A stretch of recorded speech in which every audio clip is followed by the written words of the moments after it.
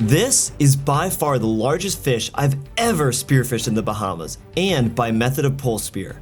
As well, it's one of the toughest and tastiest fish species that inhabit these beautiful tropical reefs. Let me explain.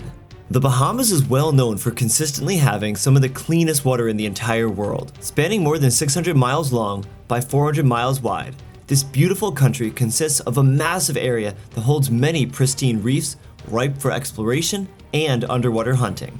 But by far my favorite fish to hunt here is the Cubera snapper, a cunning, powerful, thick-scaled, large-toothed apex reef predator. This is going to be dinner and a show. For the past several months, I've been sailing throughout the Bahamas on my self-sufficient 37-foot sailboat, Adventureman. During this time, the majority of my food was coming from what I'd caught out in the ocean. This day was starting out just as any other, searching for some tasty fish for dinner, but soon would turn into much more. Arriving at the dive spot, put my fins on, and quickly got ready to get into the water. Look at how beautiful this is. This is pretty much just a normal day here in the Bahamas. Every day has this beautiful clear water. I'm so grateful to be in a spot like this and just true freedom of spearfishing around for my meals. Looking down along the reef once I dove down, I saw plenty of fish, but wasn't quite seeing anything that I really wanted to spearfish. I dove a little bit deeper to get down to the bottom. Once I'm down here, still not seeing anything I want, maybe a few further out, but this normally takes a minute. None of these are game fish that I want, save maybe these couple barjack that come in that make really good sashimi. After that, I check out a few caves here. You never know what you're gonna find, maybe a grouper or a crab.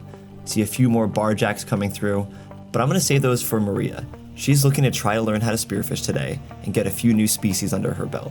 These barjack are a perfect little tasty snack, good for a lunch or for a dinner. This spot we're diving has a super deep drop off of it with tons of current coming through. So holding on and being underneath this cave is a really good spot for me just to get a sense of what's going on all around me. And all the way out there in the distance, kind of hard to see, but it's a Cubera snapper, I think. He's way out of my range though, so I gotta keep looking. Here's a crab. I'm just gonna keep looking in all these caves. There's Maria checking out and just being a good safety diver. Maria was an excellent free diver and really good to watch my back for sharks or just in case anything happens. We both take a little drift dive here in the current and you can see just how much sea life is in this area. The reason for that is the current. The current brings with it all this fresh water, this nutrients. So that's why there's all these different sea sponges, anemones, and I don't really know what. But here comes Maria diving down to get a little bit of the current herself. It's just about to start picking up here, and when it does, it moves fast. That's why fish like that Cubera love to be here. But here now we can see the current is ripping. So we're both gonna take a dive down just to see this whole area. It's like a big merry-go-round. You dive in a spot where there's no current, where you can freely get down, and then you head out into it and look at how fast you go. It's better than being on a roller coaster. Keeping our heads down and under, we're really just playing around here. Both of us are decent free divers, but I do recommend if you want to try this stuff, taking a free dive course. Maria's done that, and because of it, she's a much better free diver for it. I started hunting a little bit on the bottom, but I don't really want to get anything just yet, because like I said, I want to wait for Maria to get a fish today, before taking all the fish that we could eat for the day. But here in the distance are a couple nice sized Cubera snapper, but these fish are just too smart, they're not going to let me get close. Even though I give it a try, I have to give up, because they can breathe underwater. I've just got to hold my breath. Looking around, checking for sharks, nothing there. Maria heads down, trying to get that barjack. It's right here in front of her, and she's almost in range. Ooh, but she doesn't quite get it. She'll have plenty of opportunities later, and this little fish is going to be just fine. Just got a little poke.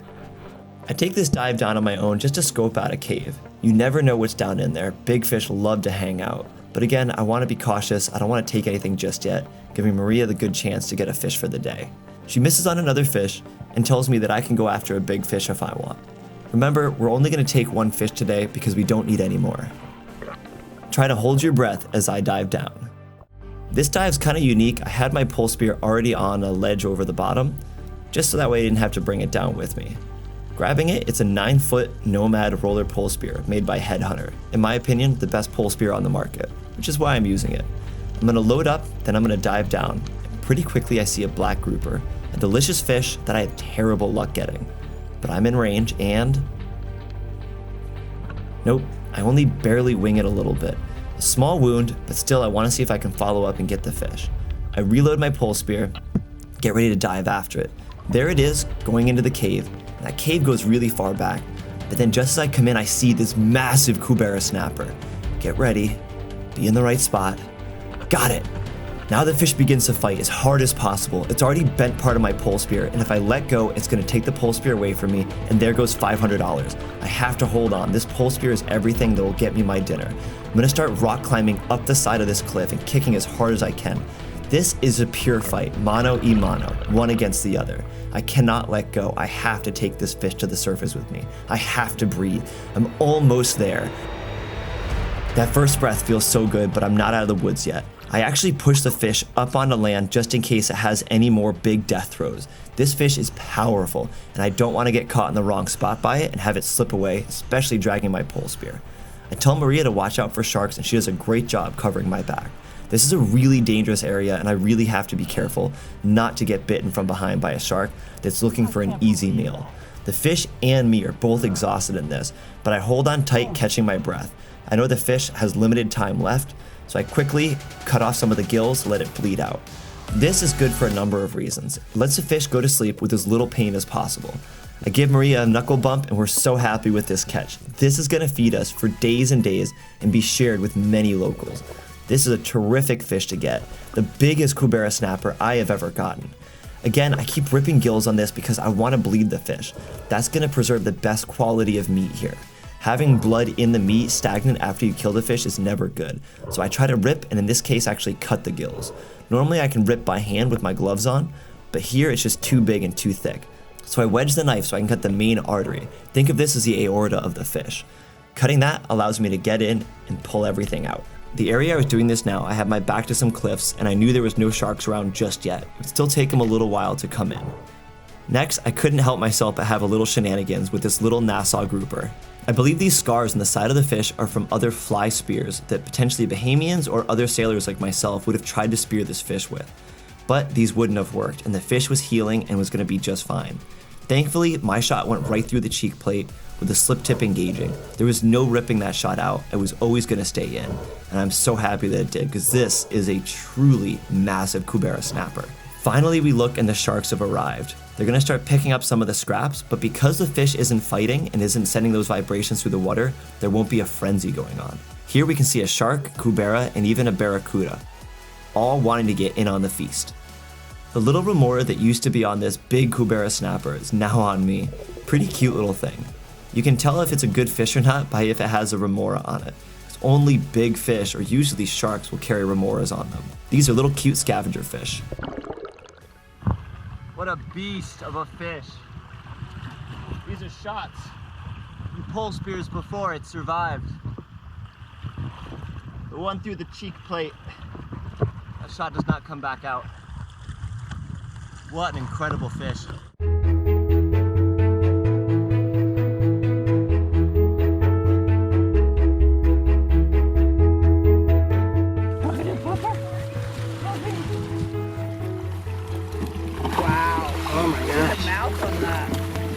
What's really crazy too is you can see these spear marks from at least 2 other people. So I was thinking we'd have Cubera for dinner, and James, I wanted to make good on my promise to you yesterday to give you a little bit of fish. Okay.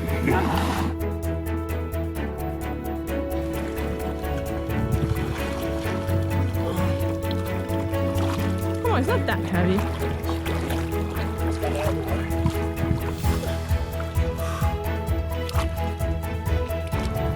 Look, that's probably a better shot right here.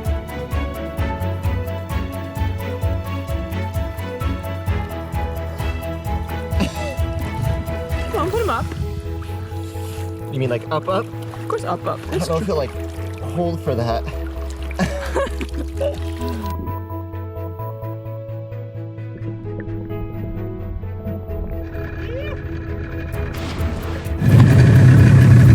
Did you lose it?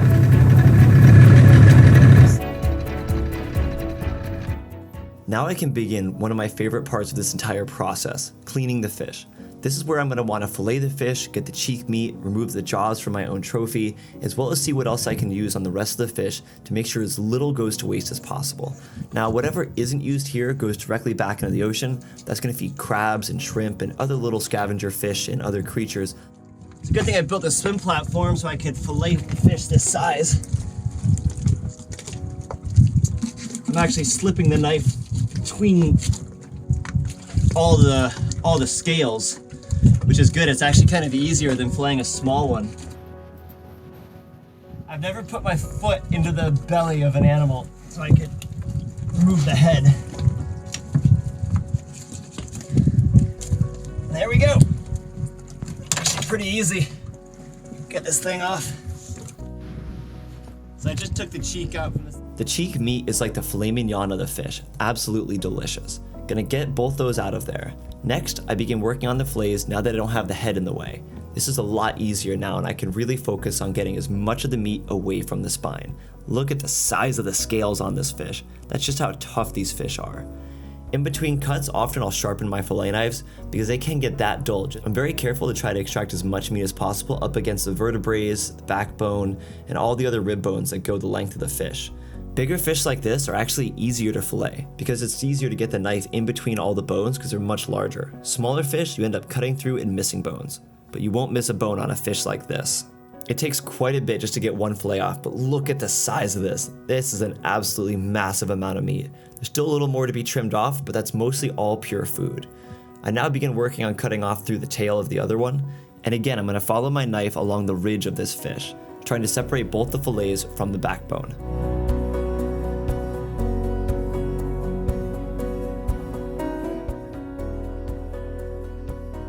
Here is the product of my work, a large fish body that you can clearly see the sun straight through. That's exactly what you want. There's still more meat along the ribs. Now normally you might be able to cut these out and cook them with the ribs in, but this fish is so big I can actually just cut the meat out between the ribs, and that'll be some delicious meat. Next is skinning the fish, which is really easy on a fish like this because the skin is so thick your knife won't pierce through. Then I'm going to start removing some of the bloodline. This is some of the blood that stays inside the fish even though I bled it, and this is just going to help improve the quality of the meat. You don't want to be eating this bloody meat, it would have a really bad taste to it. That's a nice loin. So the fun thing about filleting Cubera is this part, where you get to remove the skin. Because the skin is so tough, you don't worry about going through the fillet nearly as much as any other fish.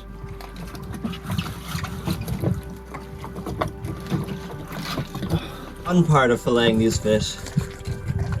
But even this one, I technically need a longer fillet knife for. I love this part of the process, just having the fillet left, and this is the upper part, the loin of the fish. This is a beautiful piece of meat that's gonna have the best texture, taste, and all around easiest to cook with. And make sure to wash the fillet plenty of times in salt water. You never wanna rinse a fillet in fresh water. That's a good fillet, and I was able to get some of the bloodline too, which is nice. Cheek meat is the best part of the whole fish. I think anybody who's had enough fish in their life would say that. It's a strange cut to get.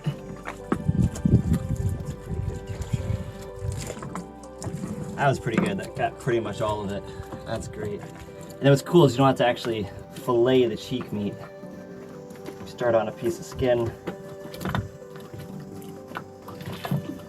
come apart by hand.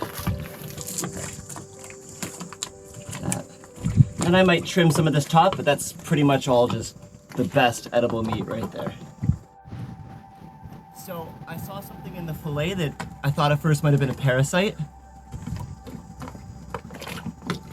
The camera woman's gonna go crazy when she realizes what this is. This is the barb of a stingray. Really? Absolutely. Oh, look at it. Look at where the serrations are. There's no doubt about it. This was deep inside of his cheek. This guy was messing with a little stingray, and I've seen them. One of the other biggest ones I've ever gotten had a stingray down its mouth. Next, I start working on removing the upper and lower jaws. These I take as a personal trophy. And now I've got my top jaws, my bottom jaws. I'm gonna put that into a pot. Gonna not boil it, but simmer it, and then let it just sit for a long, long time, and maybe simmer it once or twice more, but never boiling it.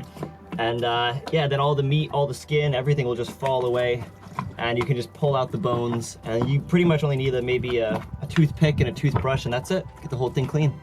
I hope you've enjoyed this video and learned a few things. Spearfishing really is a difficult way to get your fish, but it's the most sustainable. As well, there's many other things you can harvest while you're out there in the ocean. This lifestyle of spearfishing and sailing is one that's so unique and something that I want to continue improving upon.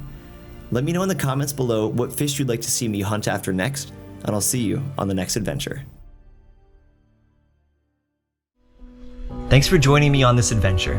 I hope you feel inspired to begin adventures of your own. Don't forget to like, comment, and subscribe.